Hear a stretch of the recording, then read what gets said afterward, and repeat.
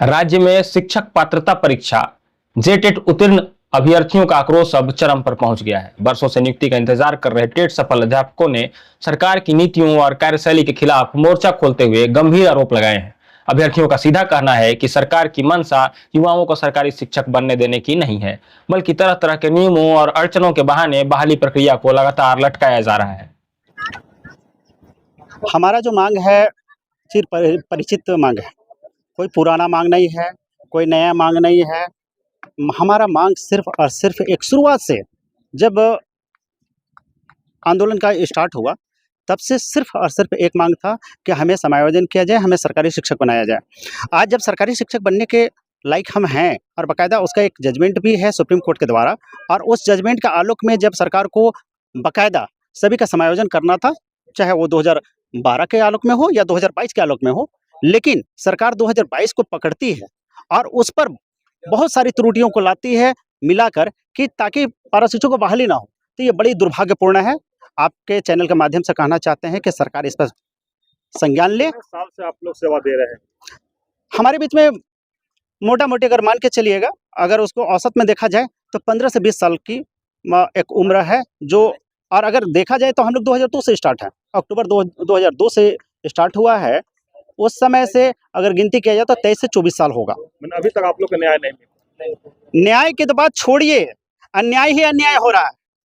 हम लोग जब भी न्याय की बात कर रहे हैं और उसके लिए वार्ता हो रही है तो सरकार की तरफ से एक ही आश्वासन मिल रहा है कि आपके साथ न्याय होगा, आपका कल्याण होगा, लेकिन कल्याण की जगह अकल्याण हो रहा है। अभी आप देख रहे होंगे कि विज्ञापन में बहुत सारी ऐसी त्रुटियां हैं जिससे किसी भी पारा शिक्षकों का कल्याण नहीं होना है, किसी भी पारा शिक्षक नहीं बन पाएंगे। प्रमोद कुमार, संयोजक, टेट सफल सहायक अध्यापक संघ। पास करके सुप्रीम कोर्ट और हाई कोर्ट में 10 साल से हम लोग लड़े, 2016 से केस किए हैं, आज 26 है, तब से लड़ रहे हैं। और आप जो है पुराना 2022 का सीट दीजिएगा और जिनको मिलेगा मिलेगा, बाकी सब घर जाएंगे, ये स्थिति बना करके रखिएगा। तो ये तमाम इन लोगों की साठगांठ है। विभाग सरकार ने विभाग को स्पष्ट आदेश दिया है कि तुम ऐसा बैरियर लगाओ जिससे पारा टीचर कम से कम आ पाए इस नियुक्ति में। अब कुछ लोग देखिए हमारे साथी, ठीक है जनरल में सीट है, SC ST में थोड़ी बहुत सीट है, उनको क्या करेगा? उनको अगला पड़ाव में रोकेगा, नॉर्मलाइजेशन के नाम पर, डिस्क्वालीफाई के नाम पर, है ना। आपके पास ये पेपर नहीं, आपके पास वो पेपर नहीं है, इन तमाम चीजों में उनको रोकेगा। अभी OBC रुक गया, कैटेगरी पास आउट जितना है उनके पास सीटें नहीं है, वो आवेदन कहां से करेंगे? और अभी जिनके पास सीट है उनको नॉर्मलाइजेशन के नाम पर ठग लेंगे। तो इनको स्पष्ट आदेश है कि आप ऐसा बैरियर लगाओ कि ये लोग निकल नहीं पाए। पहली बार इतिहास में आपके बीच में हम लोग आंदोलन किए, आप सभी आंदोलनों को आपने कवरेज किया। आंदोलन करने के बावजूद 99% पारा टीचर जो है रॉ मार्क्स में सारे लोग हम लोग पास किए, सबका बेहतर से बेहतर मार्क्स है। लेकिन हमारे मार्क्स को गलत तरीके से नॉर्मलाइज करके, गलत तरीके नॉर्मलाइजेशन, किसी से भी नॉर्मलाइजेशन कर दिया। जिनके पास मिनिमम एलिजिबिलिटी नहीं था उनके साथ मार्क्स के साथ भी नॉर्मलाइजेशन कर दिया।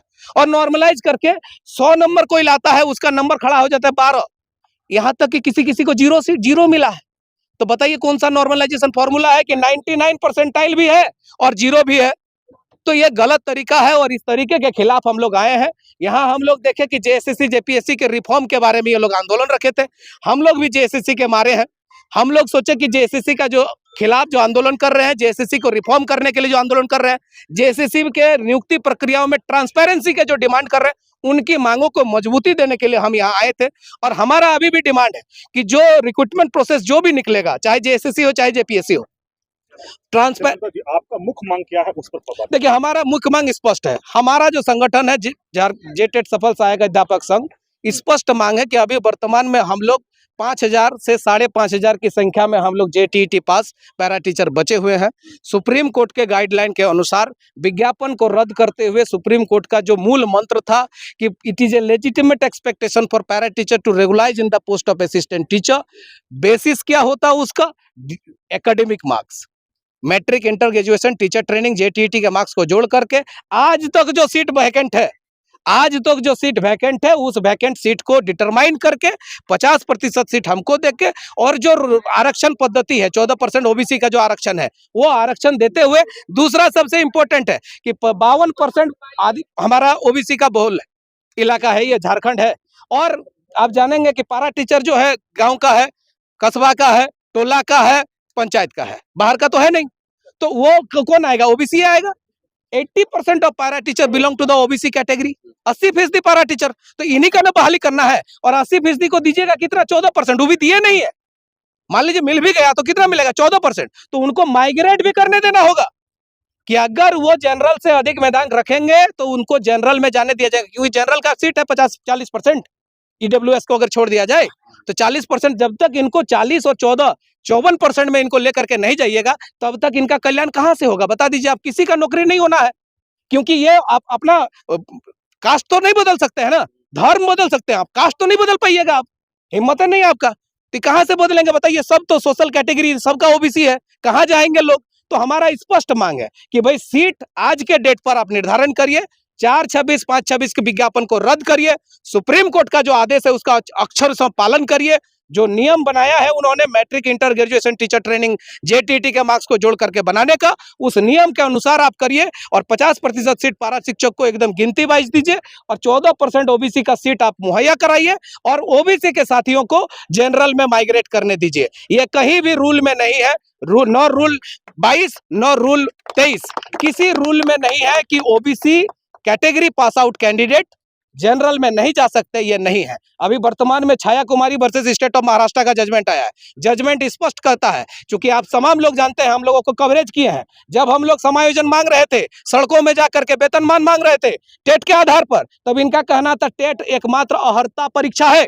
बोलिए गलत हो तो मैं बता दीजिए, टेट एक एलिजिबिलिटी टेस्ट है, इसके आधार पर आपको नौकरी नहीं मिल सकती है, ये भी कहा गया है। तो जब टेट एक एलिजिबिलिटी टेस्ट है तो अब उसमें लिए गए छूट को आप कैसे छूट मान रहे हो? भाई आप ही के द्वारा बनाए गए नियम को आप दूसरा तरीके से तोड़ रहे हो। बताइए, उस समय हम जब मांग रहे थे बोलता नहीं ये तो सिर्फ एक एलिजिबिलिटी टेस्ट है, इसके आधार पर आपको कैसे रेगुलाइज कर दे। अभी कह रहा है कि इसमें लिया गया छूट, इसमें तुम लिए हो, छूट लिए हो बाबू, तब तुम जनरल में नहीं जा सकते हो। तो ये गलत नीति है। सबसे प्रथम मांग हम लोगों का तमाम साथियों का है कि जो 3 साल से बने हुए हैं शिक्षा सचिव महोदय, उनको तत्काल, कई लोग जगहों पर तबादला हो रहा है ना, लगातार जारी है तबादला, लेकिन ये एक ही जगह पर बैठे हुए हैं। इनका एकमात्र मकसद है कि पारा टीचर को सरकारी शिक्षक बनने से रोकना। इनको ये कहते हैं कि आप जो है एलिजिबल नहीं हो, तो हम आपके माध्यम से कहना चाहते हैं, अगर मेरे में एलिजिबिलिटी नहीं है तो झारखंड के नौनिहालों का भविष्य आप क्यों बर्बाद कर रहे हैं? टर्मिनेट करिए। हमें हिम्मत है, आपके चेयर का पावर है, तो टर्मिनेट करिए, टर्मिनेट। तो फिर क्यों नहीं बोलते? जब हम असिस्टेंट टीचर का डिमांड करते हैं तो बोलते हैं कोई क्वालिटी नहीं है, आप गलत तरीके से हमको डिस्क्वालीफाई करोगे और आप हम पढ़ाने भी दोगे। सुप्रीम कोर्ट ने भी कहा कि ये कौन सा मजाक है यार, डिस्क्वालीफाई हो जाएगा उसके बाद भी जाकर के स्कूल में पढ़ाएगा, डिस्क्वालीफाई हो जाएगा तो हटाओ उसको। ये तरीका है। सीमांत घोषाल, संयोजक, टेट सफल सहायक अध्यापक संघ। आगे आप लोग की क्या रणनीति? आगे रणनीति है कि हम लोग अगर बात नहीं मानी गई तो हम लोग फिर वही दोबारा भटके, कभी मंत्री के, कभी विधानसभा, कभी जहाँ मन वहाँ। और क्या, हम लोग बचपन जब से इस शिक्षा विभाग में आए तब से दौड़िए रहे हैं। सोचते हैं कि अगर आगाज अगर दौड़ के हुआ है तो अंजाम भी दौड़िए के पूरा करेंगे।